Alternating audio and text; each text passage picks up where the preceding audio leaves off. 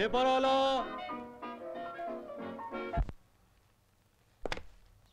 Good morning sir. Morning. টিভিতে news দেখেছেন? Tiger নামে একজন নতুন অবতার এসেছে। পাঁচজন দুর্নীতিগ্রস্ত অফিসারকে আবার কিডন্যাপও করেছে, তার মধ্যে একজনকে আবার মেরেও দিয়েছে। ঠিক কাজ করেছে। এবার গরিব লোকগুলো বাঁচবে। আসি স্যার। স্যার, এটা ডেড বডির সঙ্গে ছিল।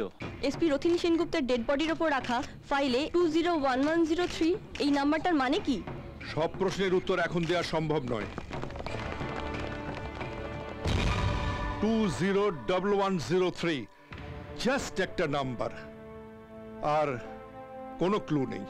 আমার মনে হয় স্যার, এই সংখ্যার সঙ্গে যে খুন হয়েছে বা যে খুন করেছে তার একটা সম্পর্ক আছে। বাকি 4 জন এসপি কে জিজ্ঞাসাবাদ করলে এর উত্তর পাওয়া যেতে পারে। সব ব্যাপারে পাঁচ ফোড়ন হয়েও না।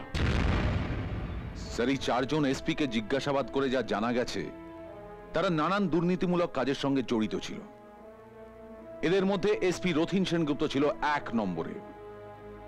মৃতদেহের সঙ্গে পাওয়া ফাইলেও তার প্রমাণ পাওয়া গেছে স্যার। কিন্তু একজনকে খুন করে বাকিদের তাহলে ছেড়ে দিল কেন? স্যার, হয়তো একজনকে খুন করে বাকিদের সতর্ক করে দেওয়া হয়েছে। হয় অসৎ পথ ছাড়ো, নয় মরার পথ বেছে নাও। রতিন সেনগুপ্তের খুনের ঘটনাটা একটা উদাহরণ স্যার। মনে হয় এরকম ঘটনা আরো ঘটতে পারে। তোমার এই হয়তো, মনে হয়, এগুলো নিয়ে তুমি একটু বাইরে যাও তো। সব সময় বক বক বক বক। এটুকু বোঝা যাচ্ছে যে এটা কোনো সাধারণ খুন নয়। এর মধ্যে একটা অ্যান্টি কারাপশন মোটিভেশন কাজ করেছে। হতে পারে নকশাল গ্রুপের কেউ, কিংবা হয়তো কোনো উগ্রপন্থী সংগঠন। যেই হোক, এসপি রথিন সেনগুপ্তের খুনিকে আমাদের ট্রেস আউট করতেই হবে। ওখানে আচ্ছা আচ্ছা, উফ, একেবারে গাইয়া। এসো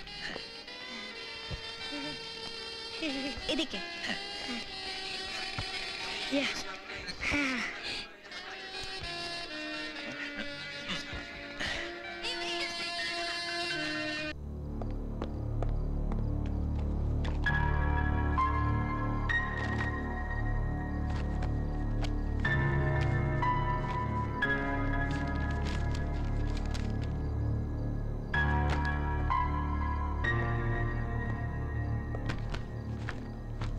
$201103